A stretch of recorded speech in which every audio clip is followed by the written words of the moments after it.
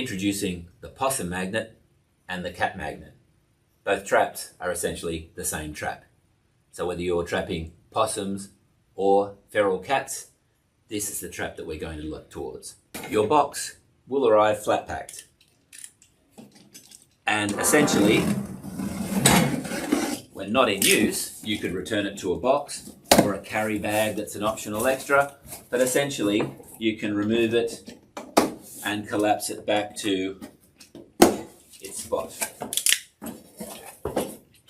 So some accessories there, split pins, cable ties, and the springs, which are hinges. I'll explain that in a moment.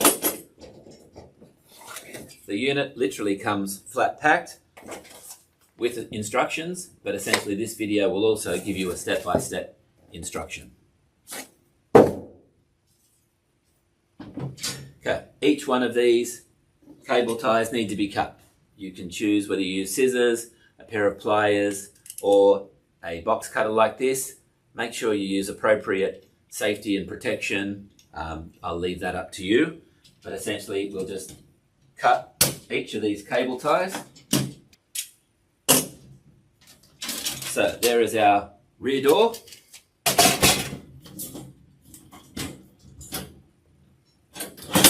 Our front door.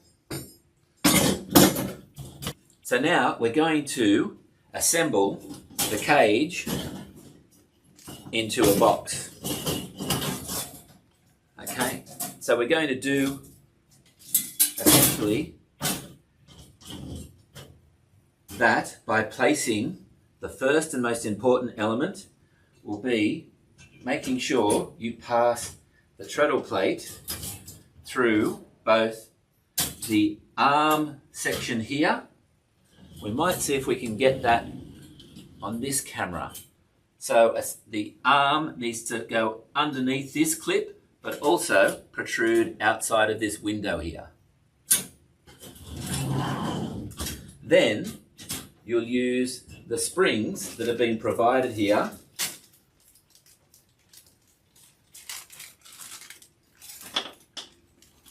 to act as the final locking place. You can use cable ties. Cable ties are provided. I prefer to use the springs as it's designed. So you would actually just spiral this on to your cage. Now this one will essentially go to the center, and then the next one will just go to this side edge.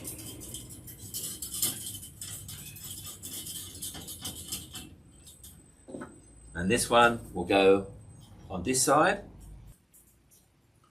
And then it just takes a little bit of concentration to get that in the right location. And essentially, that's it held in place like so.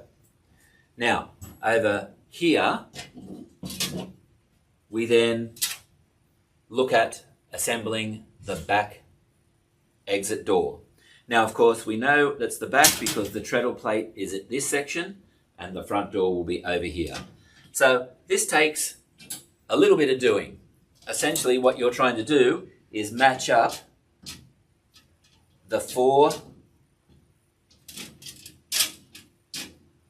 loops and flanges all at the same time. And then sometimes you'll nail it the first go, and sometimes it might take a few moments. Essentially that sits like so. Then we'll do the same at the front of the cage, and again the cage essentially is going to be opening outwards, so we need this arm out in front, and again same arrangement. We'll just try and put the 4 flanges and loops all in together, and that will go together like so. Then we'll open the door, and then we have 4 split pins. So these 4 split pins go in the 4 holes underneath each of these loops, and then it's important to have them facing outwards. If they're facing inwards, you might catch yourself when you're putting in your food source or your attractant, or of course, making sure that the animal isn't hurt in any way because all the surfaces on the inside of this trap are smooth. So now we'll replicate doing that on 4 times in the front. And so we'll do that here. So that's small, the hole is relatively small, but essentially we're poking through the split pin, and then either with pliers or with your hands, you can just open them, and that now locks that in place. So I'll just replicate that now 8 times around the trap, and essentially how this would finish up is that we've now got that locked in place. Everything's nice and well put together, and essentially all we do is place that treadle plate arm in the right location, and then as an animal moves in, it will then be caught for removal or disposal. Thank you.